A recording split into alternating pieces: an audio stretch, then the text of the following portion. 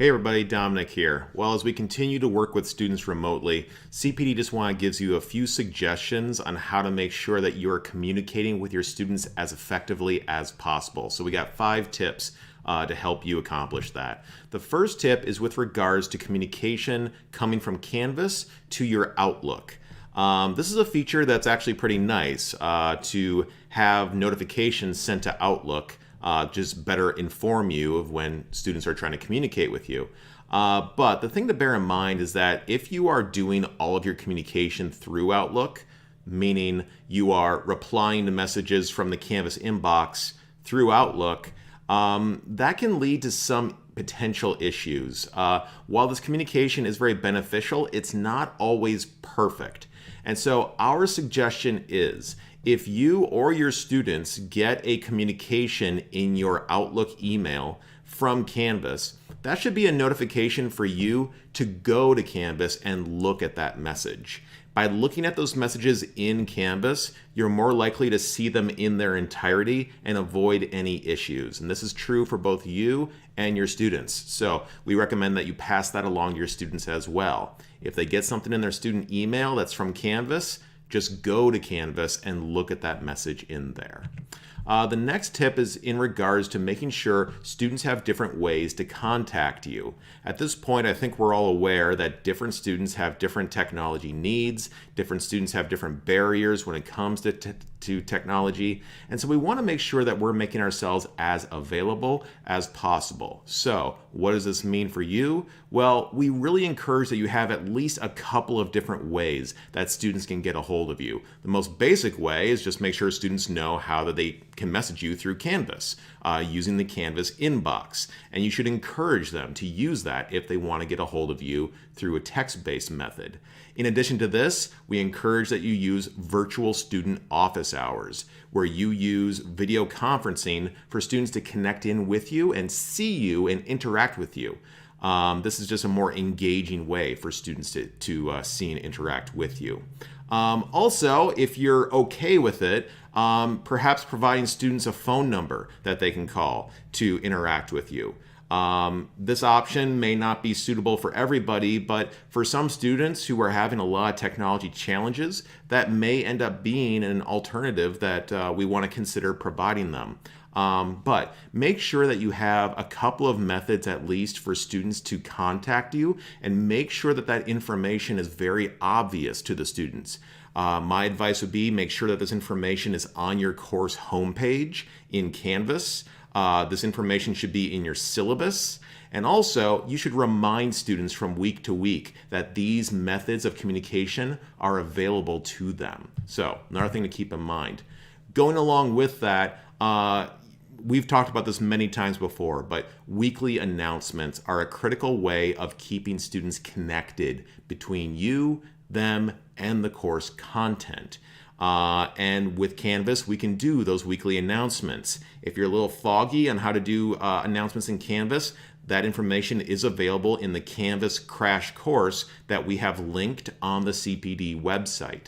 And of course, you can contact one of us if you need additional support with that. But for those weekly announcements, what we suggest is that you have both video and text-based announcements.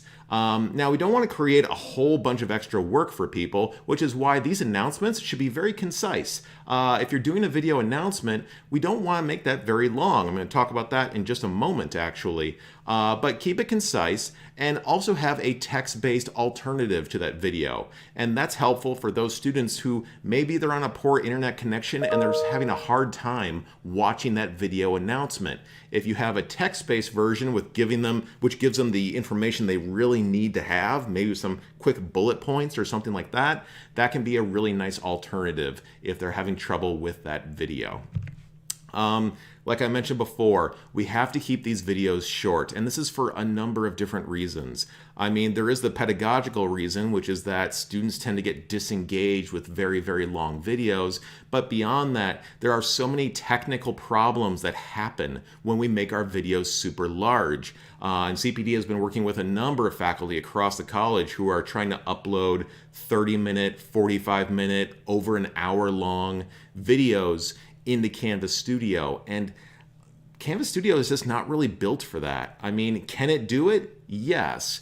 But generally speaking, when you're working with videos that large, you need to have a pretty powerful computer just to handle all of that information. And then we also need a really strong internet connection to upload all that into Canvas. And then students are going to need a good internet connection to watch those videos as well. So technology has to work really, really hard if we're going to make some very big videos.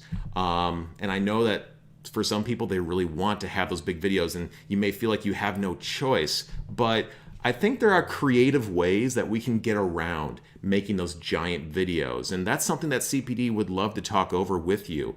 If you're looking to brainstorm, like, okay, I want to record this hour-long lecture. I want to do this study session that's 45 minutes long. What's an alternative? Come talk to us. Let's try to figure that out so that we're not giving students these gigantic videos that they're trying to watch on a very poor internet connection.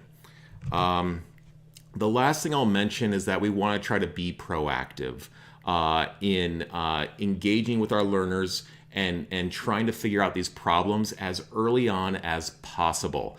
One of the things that we developed is some language. Stephanie actually put together this language that you could perhaps put into your syllabus.